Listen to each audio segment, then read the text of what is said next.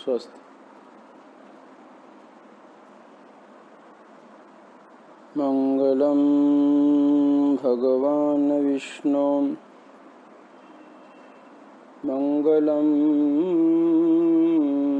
गरुड़ध्वजा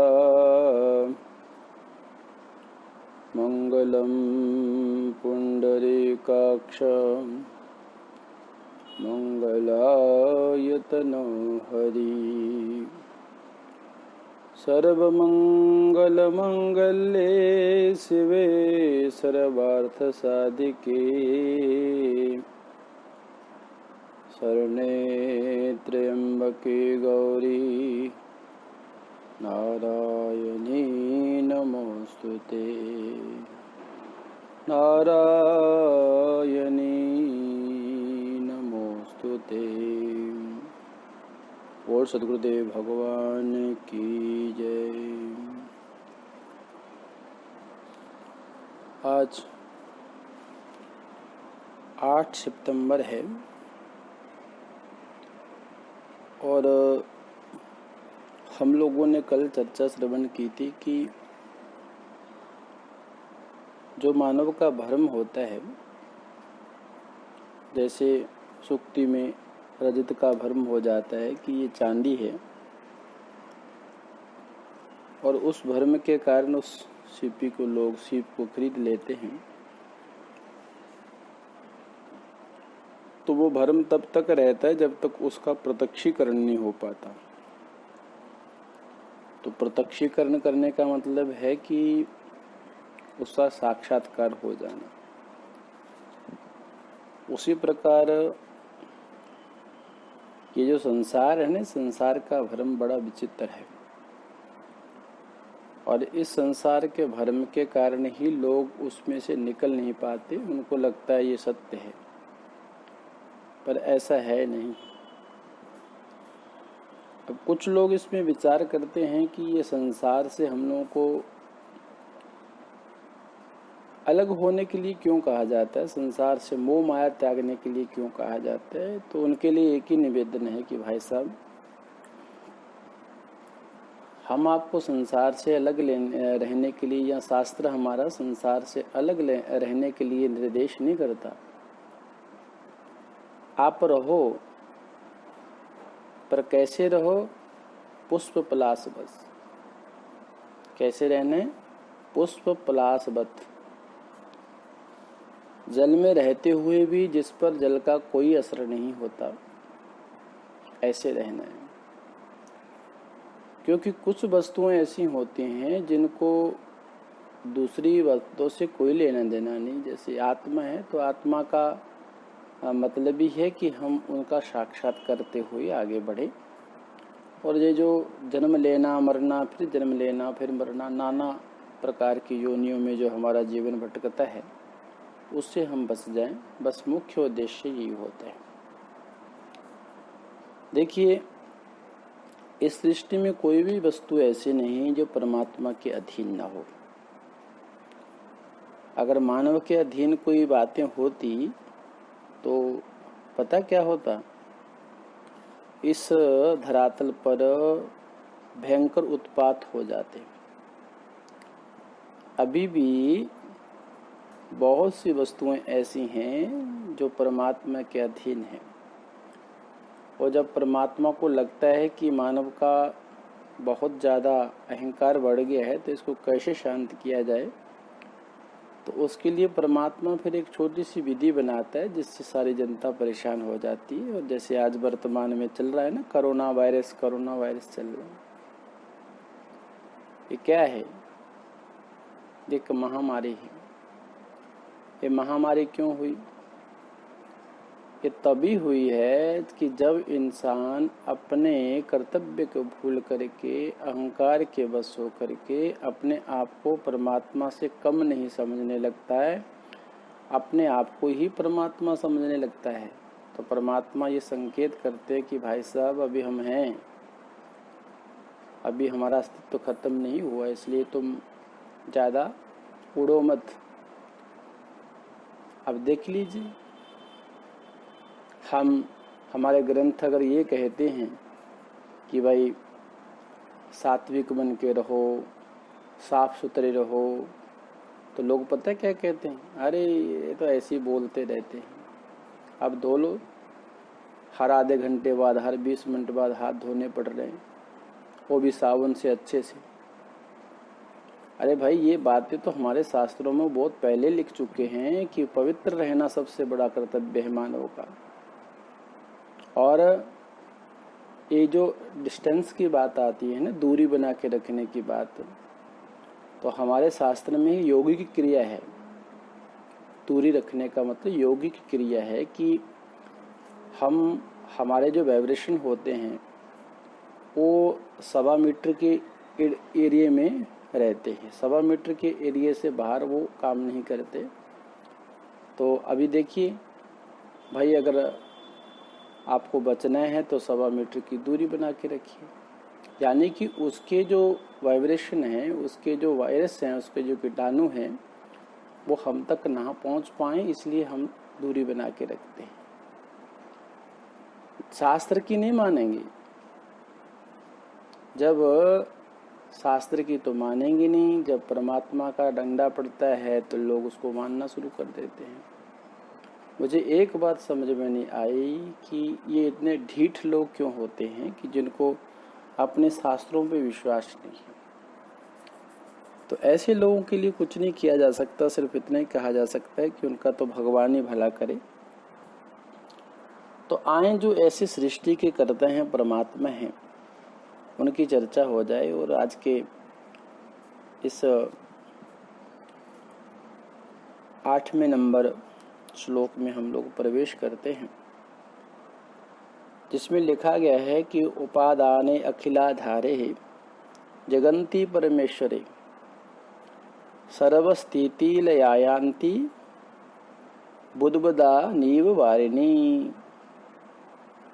उपादाने अखिलाधारे जगन्ति परमेश्वरे स्वर्गस्थिति लयांति बुद्बुदा नीव वारिणी। इसका भाव है कि संपूर्ण विश्व के आधार और विवर्ती उपादान कारण परमेश्वर है, और सभी उस परमेश्वर में है। यह जगत जैसे कि सृष्टि है, स्थिति है, प्रलय है, इसको जो प्राप्त होता है ना, वो उसी प्रकार प्राप्त होता है जैसे जल के तरंग होते हैं। कभी आपने किसी ऊंची जगह से नीचे पानी को गिरते हुए देखा होगा तो उसमें झाग पैदा होती है, और धीरे धीरे वो जो बुदबुदा होता है वो धीरे धीरे खत्म होता जाता है, दूसरा पैदा होता जाता है, खत्म होता जाता है, पैदा होता जाता है। अगर इसका और प्रैक्टिकल करना है तो थोड़ा सा पानी लीजिए और पानी में थोड़ा सा ये सर्फ डालिए, कपड़े धोने वाला पाउडर डालिए, थोड़ा सा हिलाइए तो उसमें बुदबुदा पैदा होता है, और थोड़ा छोड़ दीजिए तो अपने आप वो खत्म हो जाता है। तो देखिए, परमात्मा संसार का आधार है और अधिष्ठान भी है। परमात्मा जो है जगत का आधार है और अधिष्ठान भी है। अधिष्ठान का सामान्य अंश जो ब्रह्म काल में भी भासता हो, उसे हम लोग आधार कहते हैं। उसे क्या कहते हैं? आधार कहते हैं। कैसे? इसको समझने का प्रयास करिए कि जैसे रज्जू है, रज्जू मतलब रस्सी, रज्जु का जो तादात्म्य है या सामान्य है, इदम अंश भ्रम काल में कल्पित सर्प के साथ तादात्म्य होकर के भासता है।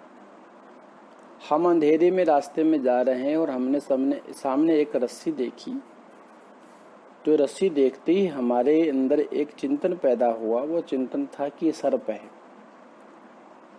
तो हमारा जो तादात्म्य है उस सर्प अंश के साथ में जुड़ गया। हमको ऐसा महसूस हुआ कि ये सामने पड़ी रस्सी तो दिखाई नहीं दी, पर हमारा भ्रम कहाँ चला गया? उस रस्सी के अंश में जो बैठा हुआ भ्रम काल रूपी सर्प है, उसके साथ में हमारा तादात्म्य हो गया। और तादात्म्य होकर के वो क्या देखने लगा? उस समय वह सर्प है ऐसा जिसको भ्रांति हुई थी, उस भ्रांत पुरुष उसके लिए व्यवहार करने लगा और वो कहने लगा कि ये सर्प है।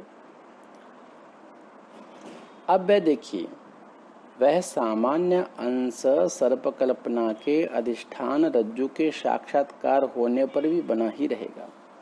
मान लो कि किसी ने आपको आके बता दिया कि ये भाई सर्प नहीं है, ये रज्जु है, तो आपके दिमाग में जो पहले बात आई थी कि नहीं मुझे सर्प का भ्रम हो गया था, तो कुछ चिरकाल के लिए वो आपके अंदर वो कल्पना बनी रहेगी। उसको तो आप नहीं हटा सकते, वो आपके अंदर वो भ्रम बना ही रहेगा, क्योंकि आपने उस रज्जु के अधिष्ठान में सर्प का साक्षात्कार किया था। साक्षात्कार कहने का मतलब है कि ब्रह्मवश आपको लगा कि उस रज्जु में सर्प है। तो यह सामान्य अंश है, और सामान्य अंश सर्प कल्पना के अधिष्ठान रज्जु के साक्षात्कार होने पर भी बना रहता है। इसलिए यह रज्जु है ऐसा व्यवहार होता है, यानी यह रस्सी है ऐसा व्यवहार होता है।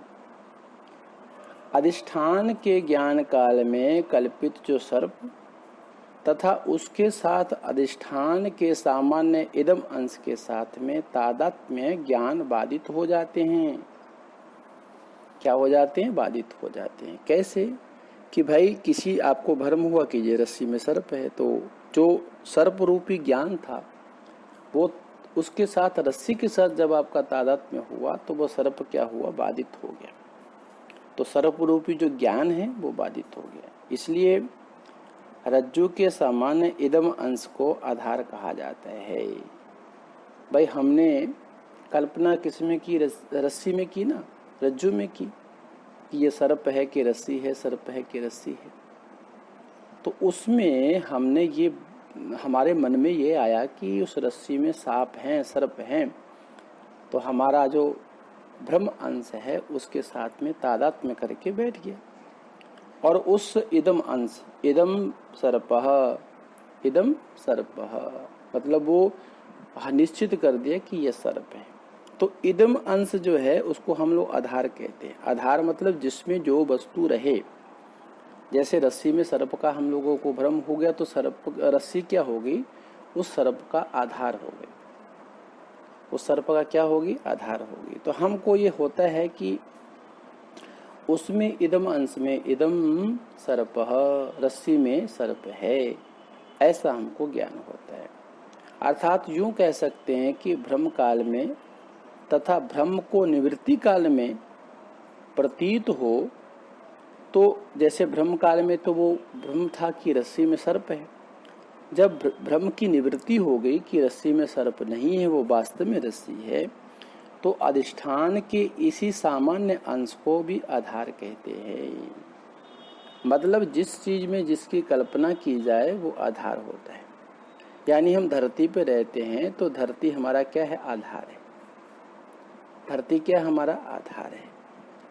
तो अर्थात यूं समझना चाहिए कि इसमें दो चीजें और जाननी है कि अधिष्ठान का जो भ्रम अंश है ना, जिस अंश में या जिस भ्रम काल में दिखाई नहीं पड़ता, प्रत्युत उसके दर्शन होते ही भ्रम मिट जाता है, उसे हम लोग अधिष्ठान कहते हैं। आधार और अधिष्ठान। मतलब अधिष्ठान वो है कि जिसको देखते ही हमको मालूम हो जाए, प्रत्यक्षीकरण हो जाए कि ये वस्तु, इदम वस्तु सर्पहा, निश्चय हो जाए, तो उसको हम लोग क्या कह देते हैं? अधिष्ठान कह देते हैं। तो जो अधिष्ठान का असाधारण धर्म है, सीप में रहने वाला सुक्तिक्त, लील पृष्ठ, त्रिकोण अंश, ये ब्रह्मकाल में नहीं भासते, ये ब्रह्मकाल में नहीं भासते, किंतु इस अंश के प्रतीत होते ही रजत भ्रम मिट जाता है। मान लो कि आपको सीप में रजत मतलब चांदी का भ्रम हो गया, तो जब तक आप उसका प्रत्यक्षीकरण नहीं करेंगे तब तक वो भ्रम नहीं मिटेगा, वो बना रहेगा। बस यही अधिष्ठान है, जिसमें जिसकी कल्पना की जाए उसको हम लोग अधिष्ठान कहते हैं। जिसमें जो रहे उसको आधार कहते हैं। ध्यान दीजिएगा इस बात को, जिसमें जो वस्तु रहे उसको आधार कहते हैं, जिसमें जिस वस्तु की कल्पना की जाती है उसको अधिष्ठान कहते हैं।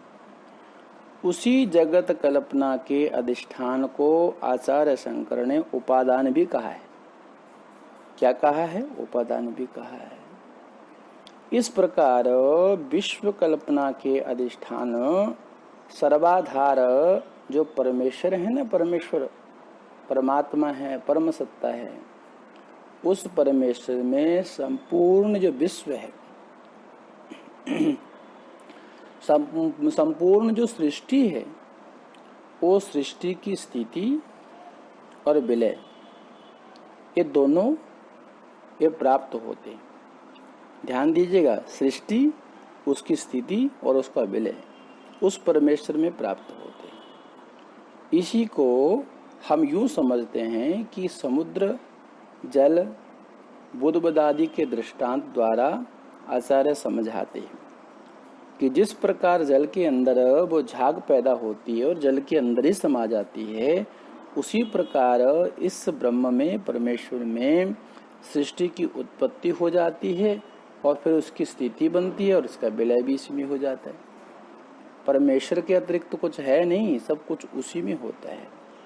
जैसे इसमें उदाहरण दिया है कि समुद्र के जल में भाषित होने वाले तरंग, बुदबुद, फेन, सभी स्थिति में समुद्र जल से भिन्न नहीं है।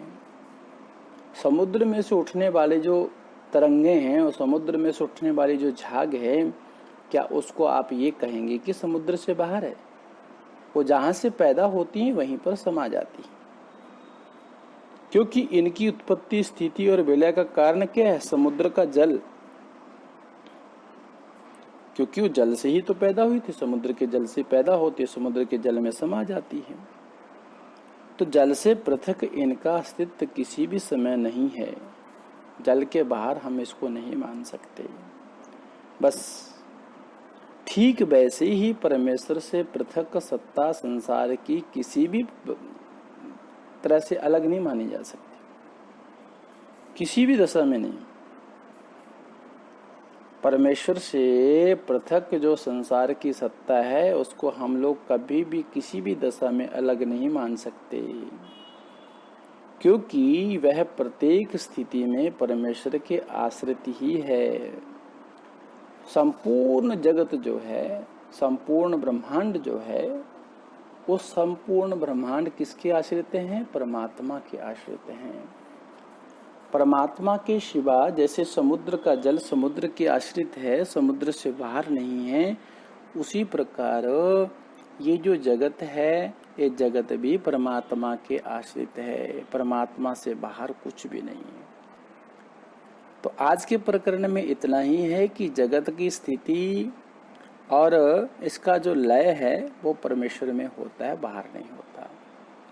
तो आज के इस प्रकरण में इतने कहते मैं अपनी वाणी को पूज्य गुरुदेव भगवान के चरणों में समर्पित करता हूँ। आपका दिन शुभ हो, इसी शुभकामनाओं के साथ में हरिओम तत्सत, हरिओम तत्सत। बोल सद्गुरुदेव भगवान की जय।